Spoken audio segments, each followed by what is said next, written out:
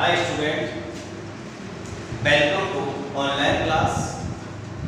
एनएमपीएस की online class में आपका स्वागत है। देखो बच्चों, प्रीवियस क्लास में हमने उत्सर्जन से संबंधित रोगों के बारे में अध्ययन कराया था। उसी चैप्टर में एक लास्ट टॉपिक है और उस लास्ट टॉपिक का नाम है रक्त अपोहन या हीमोडायलिसिस।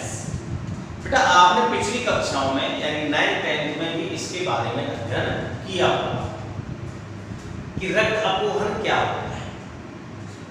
देखिए, आपने पिछले जो क्लास थी उसमें यूरेमिया एक रोग के बारे में अध्ययन किया होगा। अब उस रोग में क्या होता है कि जब किसी एक्सीडेंट से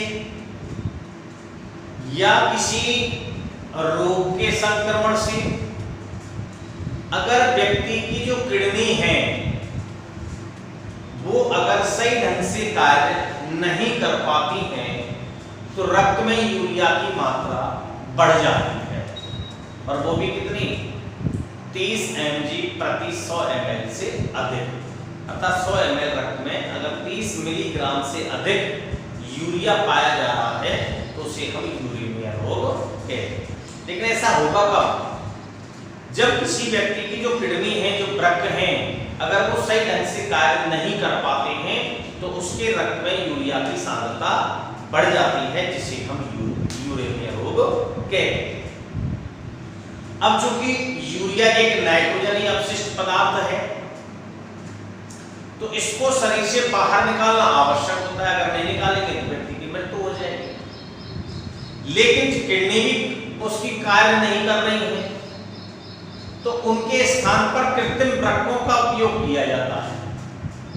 अर्थात नाइट्रोजनी या किसी अन्य अपशिष्ट पदार्थों को कृत्रिम वृक्कों की सहायता से शरीर से बाहर निकालने की क्रिया रक्त अपोहन कहलाती है। जब किसी व्यक्ति के किडनी में उपस्थित जो नेफ्रॉन हैं, अगर वो मूत्र का निर्माण सही ढंग से नहीं कर रहे हैं या कोई एक्सीडेंट हो गया जिसके कारण उसकी जो किडनी है वो डैमेज हो गई, या किसी रोग का संक्रमण है, उस संक्रमण के कारण व्यक्ति की किडनी डैमेज हो गई, तो किडनी की क्रियात्मक इकाई क्या है? नेफ्रॉन। तो वो सही ढंग से कार्य नहीं करेंगे तो जिससे रक्त में यूरिया की मात्रा बढ़ जाएगी। अब चूंकि यूरिया की मात्रा बढ़ गई तो नाइट्रोजनी अपशिष्ट पदार्थ है, इसको शरीर से कृत्रिम वृक्कों की सहायता से, इसकी सहायता से, कृत्रिम वृक्कों की सहायता से जब शरीर से बाहर निकाला जाता है तो उसे हम रक्त अपोहन कहते हैं। ठीक है बच्चों, नाइट्रोजन या अन्य अपशिष्ट पदार्थों को कृत्रिम वृक्कों की सहायता से शरीर से बाहर निकालने की क्रिया रक्त अपोहन कहलाती है। अगर हम अपोहन की क्रिया विधि की बात करें, इसकी विधि के बारे में बात करें, यानी कौन सी तकनीक है जिसे हम रक्त अपोहन कहते हैं। अगर हम विधि की बात कर रहे हैं तो रक्त अपोहन में अगर कोई रोगी व्यक्ति है, ये रोगी व्यक्ति है बेटा, ठीक, तो इस रोगी व्यक्ति की किसी भी धमनी से, कोई भी धमनी हो सकती है वो, ठीक है बेटा। रक्त अपोहन की जो विधि है, इस विधि में रोगी व्यक्ति की किसी भी धमनी से हम रक्त निकालते हैं। क्या ले लिया हमने? ब्लड ले लिया। अगर किसी भी धमनी से रक्त को लगातार निकाला जाता है, इस रक्त को निकाल लिया हमने, निकालने के तत्पश्चात इसको 0 डिग्री सेल्सियस ताप पर ठंडा करेंगे साहब। क्या करेंगे बेटा? ठंडा। ध्यान से समझना, रोगी व्यक्ति है, उस रोगी व्यक्ति की किसी भी धमनी से हम रक्त निकालेंगे और रक्त निकालने के पश्चात उसे हम 0 डिग्री सेल्सियस ताप पर ठंडा करेंगे। ठंडा करने के पश्चात अब इसको ठंडा कर लिया, अब एंटी क्लॉटर पदार्थ मिलाएंगे इसमें। क्यों मिलाएंगे? क्योंकि धमनी से हम रक्त को निकाल रहे हैं। अगर एंटी क्लॉटर पदार्थ नहीं मिलाए तो रक्त का थक्का बन जाएगा, तो रक्त अपवन की क्रिया नहीं हो पाएगी। तो ठंडा करने के पश्चात इसमें हम ठंडा करने के बाद हम क्या करेंगे? एंटी क्लॉटर पदार्थ, वो भी कौन सा? हेपेरिन। एंटी क्लॉटर पदार्थ हेपेरिन मिला देंगे। ये क्या करेगा? इसका थक्का नहीं बनने देगा, रुधिर का थक्का नहीं बनने देता है। रक्त का थक्का नहीं बनेगा, रक्त का थक्का नहीं बनता है। ठीक है साहब। अब इस रक्त को लेंगे हम, ये रक्त है, थक्का नहीं बनेगा। इस रक्त को कृत्रिम नलिकाओं से बने रक्तों से, अनेक नलिकाओं से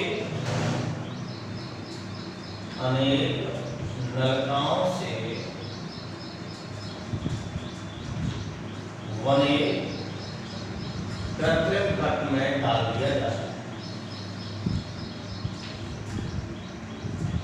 ठीक है साहब, डाल दिया गया, एंटी क्लॉटर पदार्थ मिला दिया, रक्त का थक्का नहीं बनेगा।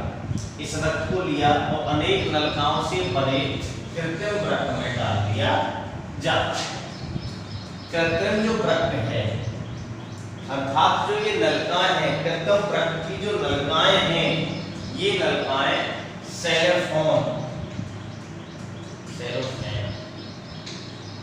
सेलोफेन झिल्ली से ढकी हुई रहती है, झिल्ली से आवृत रहती है। सेलोफेन की जो झिल्ली है उससे ढकी रहती है। कौन? ये नलिकाएं जो हैं, ये जो नलिकाएं हैं इनके ऊपर सेलोफेन झिल्ली पाई जाती है। बेटा सेलोफेन झिल्ली अर्धपारगम्य झिल्ली है, जो कि प्रोटीन के जो बड़े अणु हैं उनके लिए तो अपारगम्य है, जबकि यूरिया, यूरिक एसिड और क्रिएटिनिन पदार्थों के लिए पारगम्य होती है। ठीक। अब इन झिल्लियों के मध्य में एक द्रव पदार्थ भरा रहता है जिसे हम अपोहन द्रव कहते हैं। क्या कहते हैं बेटा? अपोहन द्रव कहते हैं। ठीक। अब क्या होगा बेटा? विसरण की विधि होगी। क्या होगी? विसरण विधि। क्यों?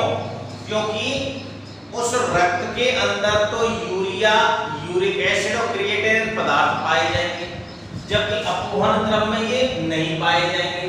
तो जब नहीं पाए जाएंगे तो विसरण की क्रिया के दौरान ये नाइट्रोजनी अपशिष्ट पदार्थ अधिक सांद्रता से कम सांद्रता की ओर, अर्थात विसरण के द्वारा अपोहन द्रव में ट्रांसफर हो जाएंगे। अब रक्त कैसा हो गया बेटा? शुद्ध हो गया साहब। क्या हो गया? शुद्ध रक्त हो गया। अब इस शुद्ध रक्त को वापस से बॉडी का जो टेम्परेचर है उस टेम्परेचर पे क्या करेंगे बेटा? गर्म करेंगे। शरीर के ताप पर गर्म करेंगे। ठीक साहब। शरीर के ताप पर इसको यानी कि गर्म कर दिया। अब इसमें एंटी हेपेरिन पदार्थ मिलाएंगे। एंटी हेपेरिन पदार्थ मिला देंगे और वापस से उस व्यक्ति के अंदर ट्रांसफर कर दिया जाता है। एंटी हेपेरिन पदार्थ इसलिए मिलाएंगे क्योंकि हमने कौन सा मिलाया उसके अंदर? एंटी क्लॉटर।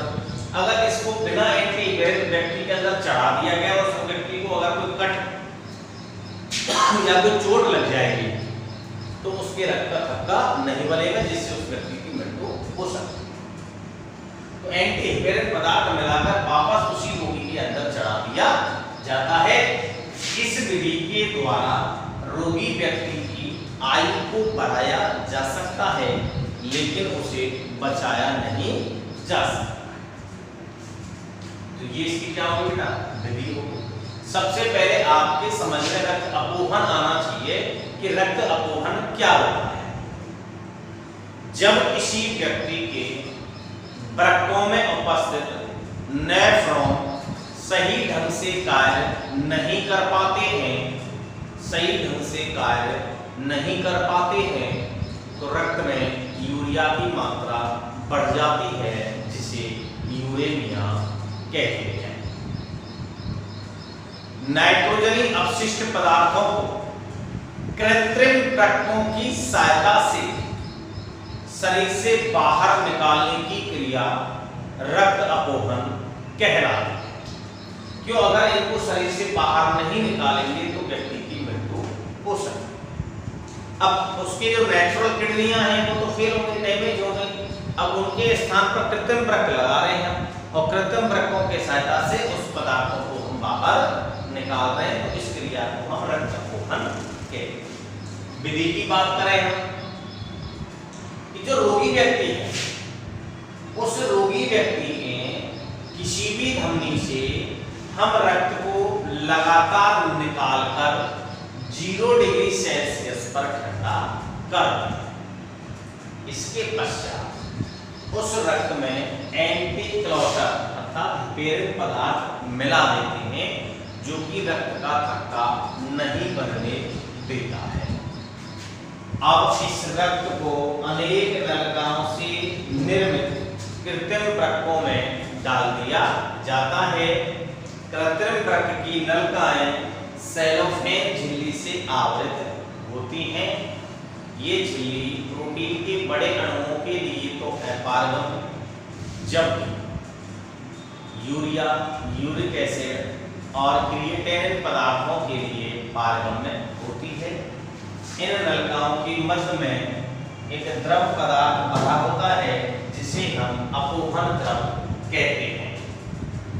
अब नाइट्रोजनी अपशिष्ट जो पदार्थ है वो विसरण विधि के द्वारा अधिक सांद्रता से कम सांद्रता की ओर गमन करते हैं और अपोहन द्रव में आ जाते हैं। इस प्रकार से रक्त शुद्ध हो जाता है और अब इस शुद्ध रक्त को शरीर के तापमान पर गर्म करेंगे, एंटी इंपेरियल पदार्थ मिलाएंगे और फिर रोगी व्यक्ति को वापस से चढ़ा दिया जाता है। अर्थात इस विधि के द्वारा रोगी को बचाया नहीं जा सकता, बल्कि उसकी आयु को कुछ समय के लिए बढ़ाया जा सकता है। अब इसके अलावा यानी कि वृक्क प्रत्यारोपण है, किडनी ट्रांसफर किस प्रकार से की जाती है? जब किसी व्यक्ति की क्या होगी बेटा, किडनी फेल होगी, तो किसी स्वस्थ व्यक्ति से हम किडनी लेकर उस रोगी व्यक्ति के अंदर ट्रांसफर करा देते हैं, स्थानांतरित करा देते हैं, जिसे हम वृक्क प्रत्यारोपण कहते हैं। रोगी व्यक्ति है, कोई भी व्यक्ति है, जब उसकी किडनी खराब हो जाती है तो किसी स्वस्थ व्यक्ति से किडनी लेंगे और उस व्यक्ति के अंदर ट्रांसफर करा देंगे। इस क्रिया को हम वृक्क प्रत्यारोपण कहते हैं। अब इसमें होगा क्या? जो किडनी डोनर है, जो किडनी दाता है, वह उस रोगी व्यक्ति के निकट संबंधी होना चाहिए, निकट रिश्तेदार होना चाहिए। क्यों? क्योंकि उसके ब्लड और ऊतकों में क्या होगी? समानता होगी।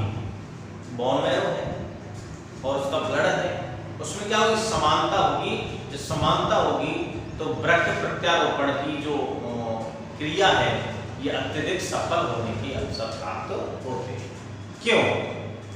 क्यों? अगर वो दूसरा व्यक्ति होगा, यानी कि भिन्न ब्लड और भिन्न ऊतकों वाला होगा, तो बॉडी के अंदर एंटीबॉडी होती है, तो ये एंटीबॉडी उन जो वृक्क डालेंगे उस पर क्या करेंगे? अटैक करेंगे, जिससे उसको नष्ट कर देंगे, जिससे व्यक्ति की क्या उस किडनी को अस्वीकार कर लिया जाएगा। अस्वीकार कर लिया जाएगा तो उस व्यक्ति की मृत्यु भी हो सकती है। तो दो चीज ध्यान रखना आप इसमें, एक तो निकट संबंधी होना चाहिए। कौन? किडनी का जो डोनर है। क्यों? क्योंकि उसके ऊतक और ब्लड में क्या होगी? समानता होगी। दूसरी चीज, दूर का नहीं होना चाहिए रिश्तेदार। दूर का होगा तो उसके ब्लड और ऊतक में भिन्नता होगी, भिन्नता होगी तो क्या होगा? उसमें जो एंटीबॉडी है उनका निर्माण हो जाएगा, जिसके कारण इन किडनियों को अस्वीकार कर दिया जाएगा, जिससे व्यक्ति की मृत्यु हो सकती। दो चीज हो गई। तीसरी चीज, जब किडनी का ट्रांसफर हो जाए, वृक्क प्रत्यारोपण हो जाता है, तो उसके बाद कुछ प्रतिरक्षा संदमक औषधियों का प्रयोग किया जाता है। प्रतिरक्षा संदमक औषधियों का प्रयोग करते हैं कि क्योंकि कि वह कुछ समय के लिए प्रतिरक्षा तंत्र को कम सक्रिय रख पाता है। जैसे एक गोली का नाम है बेटा साइक्लोस्पोरिन। साइक्लोस्पोरिन ए, ये एक प्रतिरक्षा संदमक औषधि है जिसको एक फंगस यानी कवक से प्राप्त, ट्राइकोडर्मा एक कवक है, उस कवक से प्राप्त किया जाता है। तो ये आपका रक्त अपोहन की क्रिया हो गई बेटा। अब इसको आप लिख लीजिए कि रक्त अपोहन क्या है। एक बार फिर एक्सप्लेन कर देता हूं आपको फटाफट से। रक्त अपोहन का मतलब क्या होता है बेटा कि जब किसी व्यक्ति के रक्त में उपस्थित नेफ्रॉन सही ढंग से कार्य नहीं कर पाते हैं तो रक्त में यूरिया की मात्रा बढ़ जाती है, जिसे हम यूरेमिया रोग कहते हैं। नाइट्रोजनिक अपशिष्ट पदार्थों को कृत्रिम वृक्कों की सहायता से शरीर से बाहर निकालने की क्रिया रक्त अपोहन कहलाता है। विधि की बात कर रहे हैं बेटा, तो रोगी व्यक्ति है, किसी भी धमनी से ब्लड लेंगे, ब्लड लेकर उसको 0 डिग्री सेल्सियस पर ठंडा करेंगे, फिर इसमें एंटीक्लोट अर्थात हेरेपेरिन नामक पदार्थ मिलाएंगे जो कि रक्त का नहीं बनने देता है। फिर इस रक्त को अनेक नलिकाओं से बने कृत्रिम वृक्कों में डाल दिया जाएगा। अनेक जो नलिकाएं हैं, जो कृत्रिम वृक्क की जो नलिकाएं हैं, ये सेलोफेन झिल्ली से आवृत होती हैं अर्थात ढकी होती हैं। ये सेलोफेन झिल्ली अर्धपारगम्य झिल्ली होती है, चयनात्मक जो करेगी, जो कि प्रोटीन अणुओं के जो होते हैं उनके लिए तो अपारगम होती है, जबकि यूरिया, यूरिक एसिड और क्रिएटिन जैसे पदार्थों के लिए पारगम्य होती है। तो ये मिश्रण विधि के द्वारा ये सभी पदार्थ आ जाएंगे, अपोहन में आ जाएंगे, शुद्ध हो जाएगा। शुद्ध रक्त को शरीर के ताप पर गर्म करेंगे, वापस से गर्म करने के तत्पश्चात उसमें एंटीहिस्टामिन पदार्थ मिलाएंगे और वापस से रोगी व्यक्ति में ट्रांसफर कर देंगे। तो ये रक्त अपोहन की क्या हो गई, विधि हो गई। इसके बाद में यानी वृक्क प्रत्यारोपण है। जब किसी व्यक्ति के वृक्क कार्य करना बंद कर दें तो उस समय एक स्वस्थ व्यक्ति से किडनी लेकर उसके अंदर ट्रांसफर की जाती है, तो उसे हम वृक्क प्रत्यारोपण कहते हैं। किडनी का जो डोनर है वो रोगी व्यक्ति का निकट संबंधी होना चाहिए ताकि उसके ब्लड और ऊतक में समानता होंगी तो वृक्क प्रत्यारोपण की जो क्रिया है अधिक सफल होने के अवसर प्राप्त होंगे। अगर दूर का होगा तो उसके ऊतक में भिन्नताएं होंगी, ब्लड में भिन्नता होगी। जब ये चीजें होंगी तो प्रतिरक्षा एंटीबॉडी का निर्माण होगा जो कि इनको अस्वीकार कर देंगे, जिससे व्यक्ति की मृत्यु हो जाती है। कभी कभार देखते हैं बेटा ऑपरेशन सफलतापूर्वक हो जाता है लेकिन कुछ समय पश्चात वो सही ढंग से कार्य नहीं करते, उसका मतलब यही होता है कि ऊतकी और ब्लड में समानताएं नहीं हुई। इसके बाद ऑपरेशन के बाद प्रतिरक्षा संदमक औषधियों का प्रयोग करते हैं ताकि वो कुछ समय के लिए प्रतिरक्षा तंत्र है उसको कम सक्रिय रख पाए। साइक्लोस्पोरिन एक प्रतिरक्षा संदमक औषधि है जिसको ट्राइकोडर्मा एक फंगस है उससे प्राप्त किया जाता है। अब इसको आप लिख लीजिए बेटा। सबसे पहले हेडिंग लिखिए रक्त अपोहन।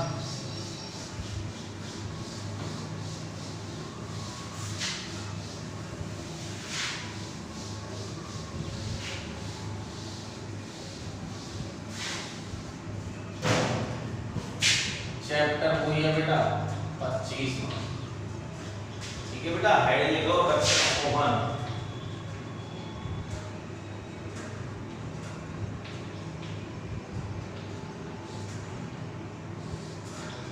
रक्त अपोहन किसे कहते हैं? सबसे पहले इस चीज को लिखिए आप बेटा, लिखिए जब किडनी में उपस्थित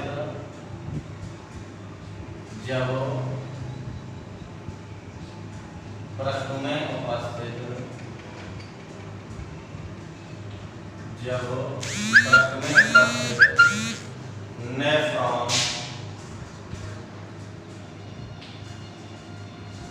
सही ढंग से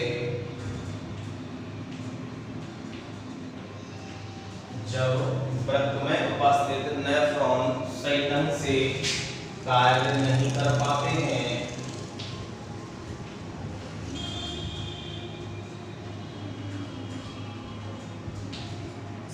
कार्य नहीं कर पाते हैं, सही ढंग से कार्य नहीं कर पाते हैं, तो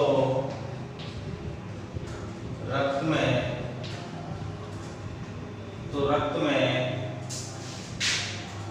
यूरिया की मात्रा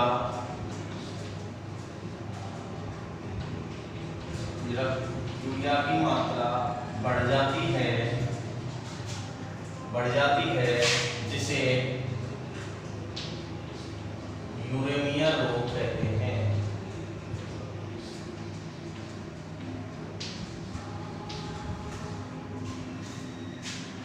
यूरेमिया कहते हैं, क्या कहते हैं बेटा? यूरेमिया। नेक्स्ट लाइन से लिखिए बेटा, नाइट्रोजनी अपशिष्ट पदार्थों को नाइट्रोजनी अपशिष्ट पदार्थ एवं यूरिया को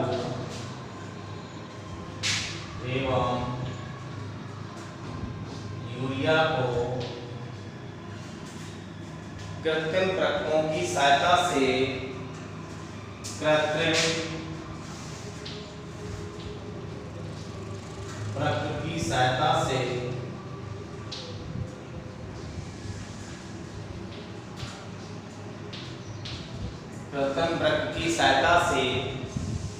शरीर से बाहर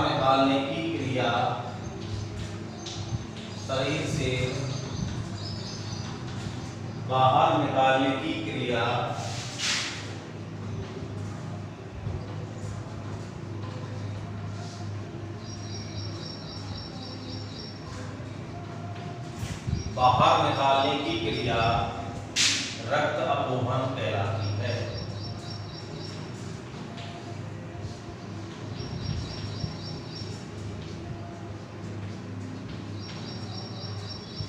रक्त अपोहन कहलाती है।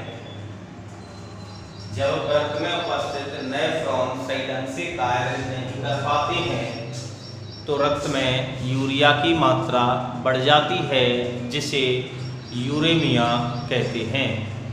नाइट्रोजनी अपशिष्ट पदार्थ एवं यूरिया को कृत्रिम प्रक्रिया की सहायता से शरीर से बाहर निकालने की क्रिया रक्त अपोहन कहलाती है। इसको लिखने के बाद हेडिंग लिखना बेटा विधि। हेडिंग लिखिए बेटा विधि यानी कि तकनीक।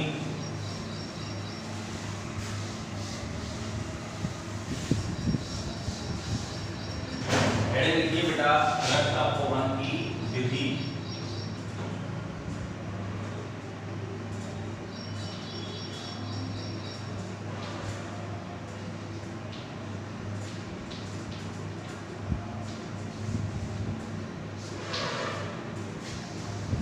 विधि या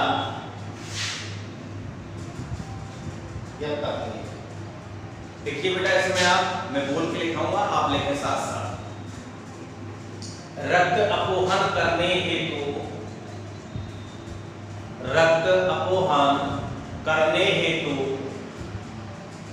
रोगी व्यक्ति की किसी भी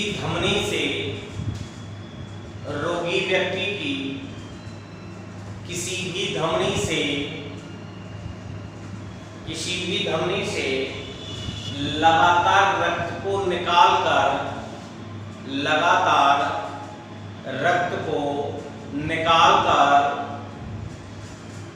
0 डिग्री सेल्सियस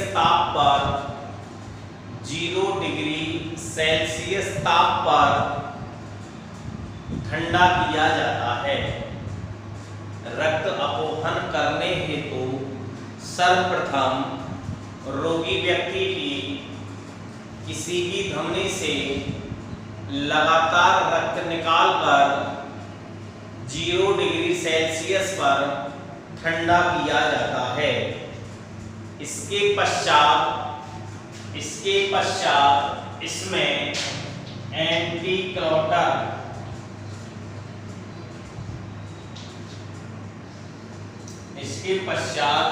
इसमें एंटीक्लोटर हेपेरिन हेपेरिन मिला दिया जाता है, हेपेरिन मिला दिया जाता है, एंटीक्लोटन के रूप में हेपेरिन मिला दिया जाता है, जो कि रक्त का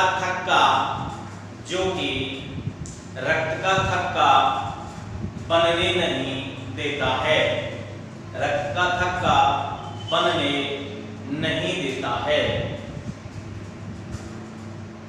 इसके पश्चात इस मिश्रण को, अब मिश्रण हो गया, रक्त के साथ क्या मिल गया, हेपेरिन मिल गया, तो मिश्रण बन गया। इसके पश्चात इस मिश्रण को अनेक नलिकाओं से निर्मित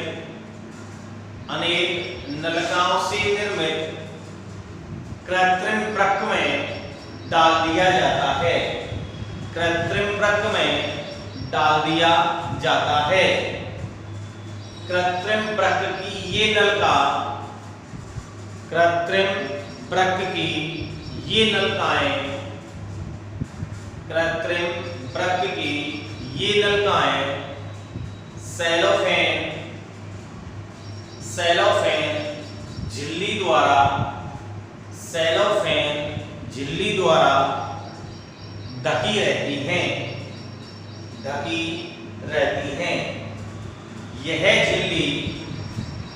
यह झिल्ली प्रोटीन के बड़े अणुओं के लिए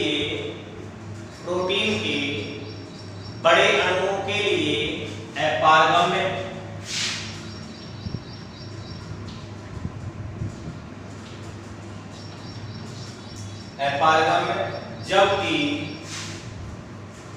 प्रोटीन के बड़े अणुओं के लिए अपारगम्य, जबकि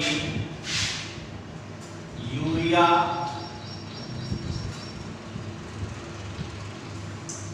यूरिक अम्ल, क्रिएटिनिन जैसे पदार्थों के लिए पारगम्य होती है।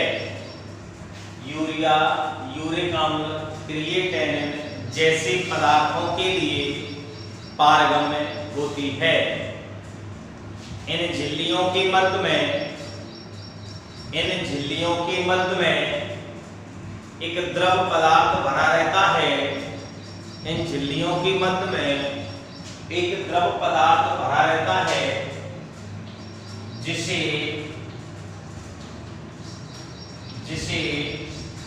अपोहन द्रव कहते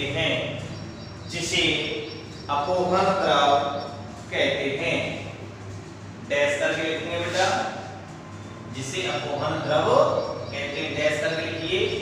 नाइट्रोजनी अपशिष्ट पदार्थ अपनी उच्च सांद्रता से निम्न सांद्रता की ओर विसरण विधि के द्वारा अपोहनी द्रव में स्थानांतरित हो जाते हैं। अपोहनी द्रव में स्थानांतरित हो जाते हैं। नेक्स्ट लाइन से लिखेंगे बेटा, फिर दोबारा से उपरोक्त क्रिया के बाद, नेक्स्ट लाइन से लिखिए, उपरोक्त क्रिया के बाद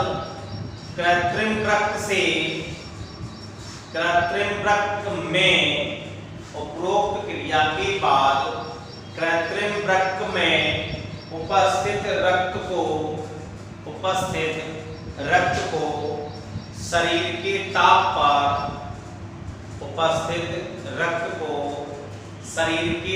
पर गर्म किया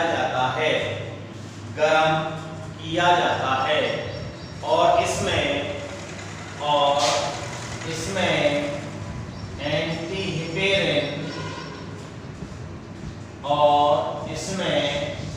एंटीहिपेरिन पदार्थ मिलाकर एंटीहेपेरिन पदार्थ मिलाकर रोगी व्यक्ति के शरीर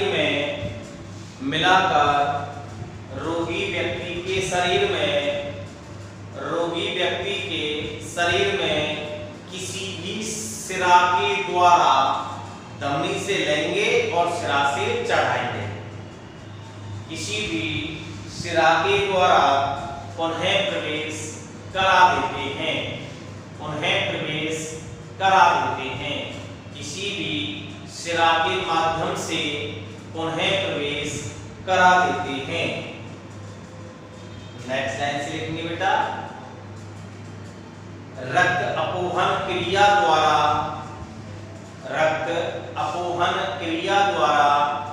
रोगी व्यक्ति के जीवन काल को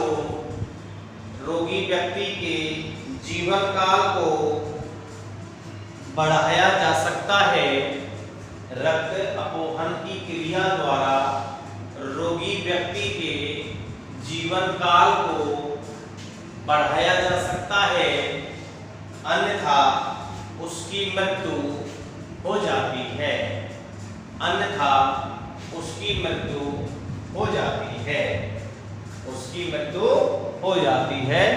नेक्स्ट हेडिंग लिखिए बेटा आप,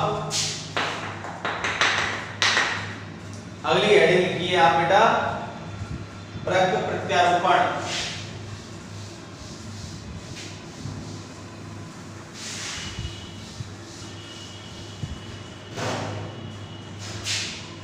अगली हेडिंग लिखो बेटा, प्रग प्रत्यारोपण।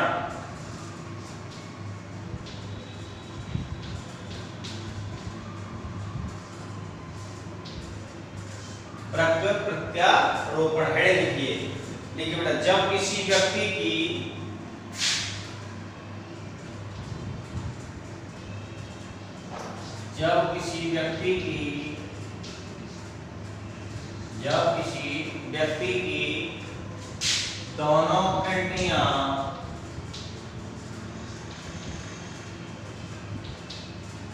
दोनों किडनियां पूर्णतः खराब हो जाती हैं,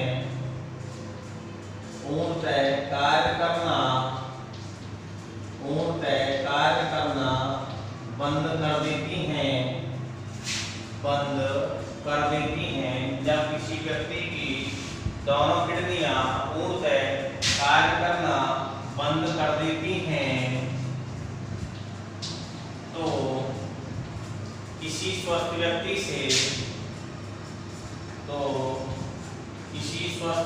से किडनी लेकर, किसी स्वस्थ व्यक्ति की किडनी लेकर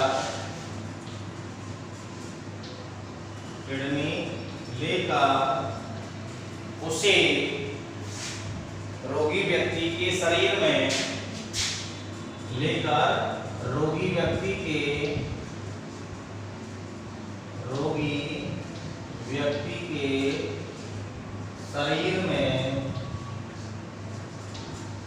रोपित किया जाता है,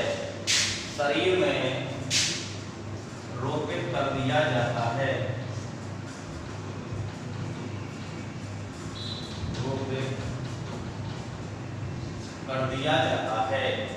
इस तकनीक को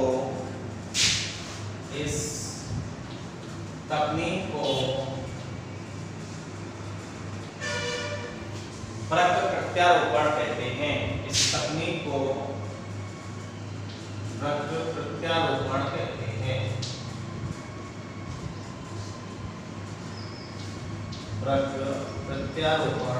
कहते हैं।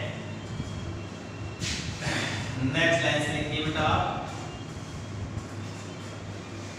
किडनी दाता। नेक्स्ट लाइन से लिखिए आप, किडनी दाता रोगी व्यक्ति से, किडनी दाता लिखिए बेटा, नेक्स्ट लाइन से मैं बोल के लिखा रहा हूं। किडनी दाता रोगी व्यक्ति का निकट संबंधी होना चाहिए।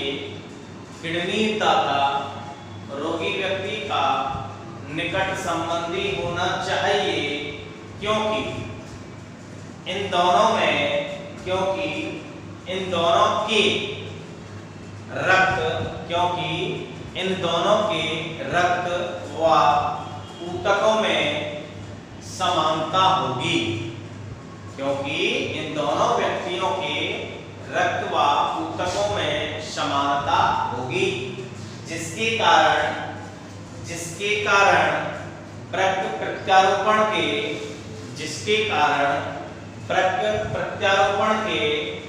अधिक सफल होने के अवसर होंगे, जिससे क्या होगा कि जो रक्त प्रत्यारोपण जो कर रहे हैं हम, वो अत्यधिक सफल होने के अवसर होंगे। स्टार बना के लिख दीजिए बेटा। यदि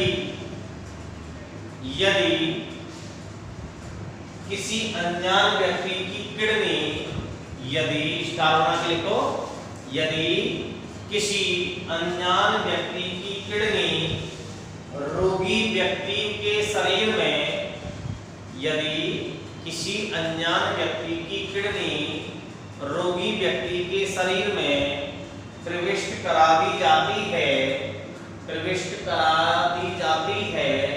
तो ऊतकीय भिन्नता के कारण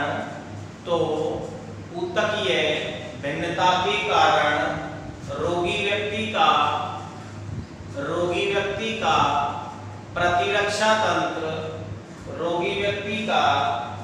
प्रतिरक्षा तंत्र इसके विरुद्ध एंटीबॉडीज का निर्माण कर देता है, तथा प्रत्यारोपित किडनी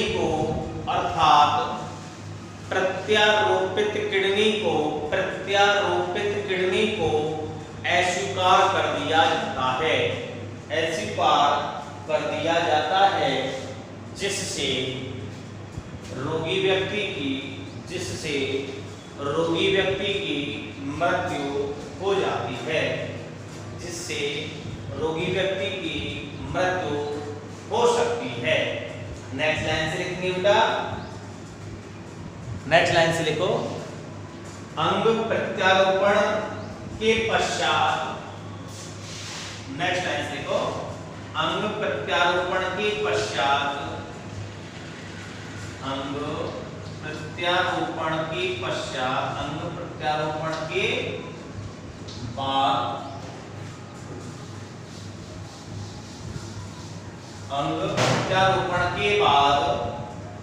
रोगी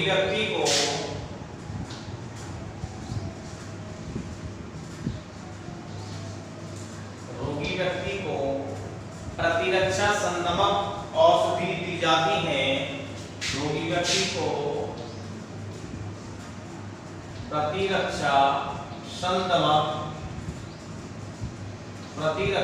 संदमक औषधि यानी कि मेडिसिन, दवाई दी जाती हैं,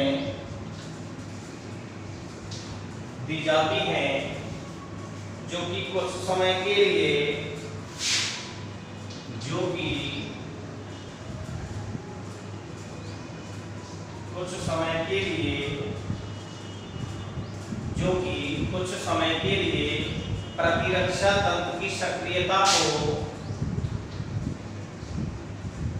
प्रतिरक्षा तंत्र की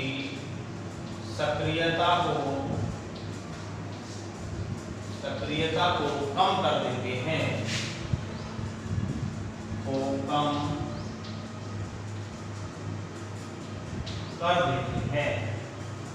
नेक्स्ट लाइन से एक लाइन और लिख दीजिए बेटा इसमें बस। नेक्स्ट लाइन से लिखेंगे हम साइक्लोस्पोरिन ए।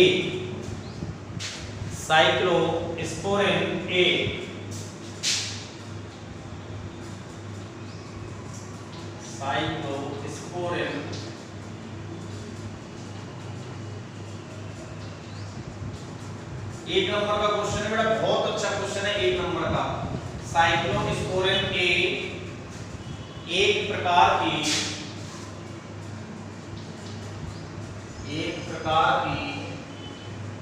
प्रतिरक्षा संदमक औषधि औषधि है, एक प्रकार की प्रतिरक्षा संदमक औषधि है, प्रतिरक्षा संदमक औषधि है, जिसे जिसे ट्राइकोडर्मा जिसे ट्राइकोडर्मा जिसे ट्राइकोडर्मा पॉलीस्पोरम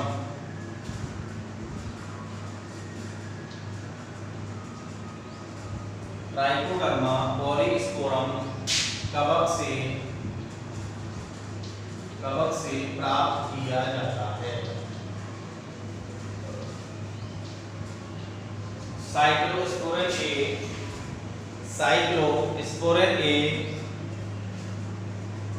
एक प्रकार की प्रतिरक्षा संदमक औषधि है, जिसे ट्राइकोडर्मा पॉलीस्पोरम कवक से प्राप्त किया जाता है। अंग प्रत्यारोपित कर दिया गया।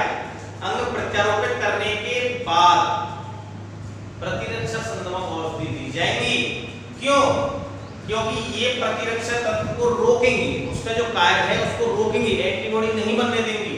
क्यों? ताकि जो ऑपरेशन किया है वो सफल हो सके, इसलिए उसको प्रतिरक्षा संदमक औषधि दी जाती है और ऑपरेशन सफल हो जाता है। इसके बाद ये टॉपिक आपका खत्म हो चुका है। 25 चैप्टर जो है 25वां चैप्टर वो भी समाप्त हो चुका है। नेक्स्ट क्लास में